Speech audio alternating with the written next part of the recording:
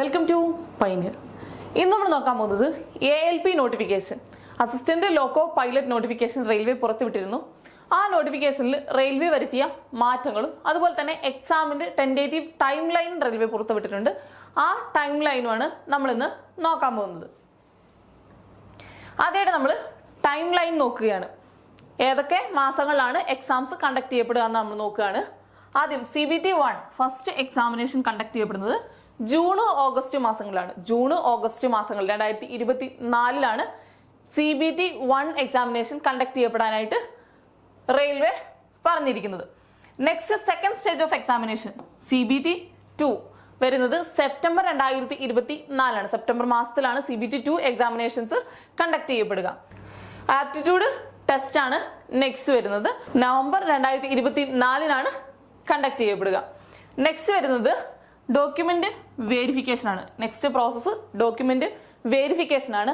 അത് November December മാസങ്ങളിൽ ഉണ്ടാവും. നവംബർ ഡിസംബർ മാസങ്ങളിലാണ് ഡോക്യുമെന്റ് വേരിഫിക്കേഷൻ എന്ന പ്രോസസ്സ് ALPയുടെ വരുന്നത്. ഓക്കെ, നെക്സ്റ്റ് നമ്മൾ നോക്കുകയാണെങ്കിൽ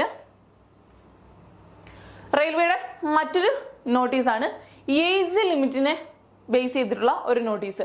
ഏജ് ലിമിറ്റിൽ ഏജ് റിലാക്സേഷൻ കൊണ്ടുവന്നിട്ടുണ്ട്. ALPയുടെ അപ്ലൈ ചെയ്യാനുള്ള ഏജ് റിലാക്സേഷൻ കൊണ്ടുവന്നിട്ടുണ്ട്. കോവിഡ് ഒക്കെ ആയത് കാരണം കുറെ പേരുടെ അവസരങ്ങൾ നഷ്ടപ്പെട്ടിട്ടുണ്ട്.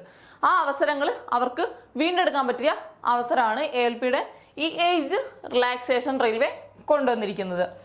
ഏജ് റിലാക്സേഷൻ വന്നിരിക്കുന്നത് ഇപ്പോൾ 18 മുതൽ 33 വയസ്സ് വരെയുള്ളവർ, 18 മുതൽ 33 വയസ്സ് വരെയുള്ളവർക്ക് ഇപ്പോൾ ALP നോട്ടിഫിക്കേഷന് അപ്ലൈ ചെയ്യാനായിട്ട് സാധിക്കുന്നതാണ്.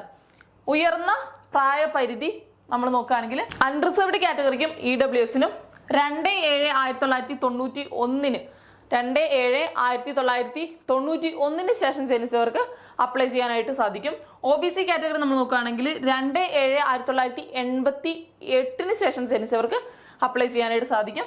SC/ST കാറ്റഗറി നമ്മൾ നോക്കുകയാണെങ്കിൽ 2/7/1986 ശേഷം ജനിച്ചവർക്കും അപ്ലൈ ചെയ്യാനായിട്ട് സാധിക്കും. ഇതാണ് റെയിൽവേ കൊണ്ടുവന്നിട്ടുള്ള പുതിയൊരു മാറ്റം. ഈ മാറ്റം കുറെ പേർക്ക് ഉപകാരപ്രദമാവുമെന്ന് വിശ്വസിക്കുന്നു. Thank you.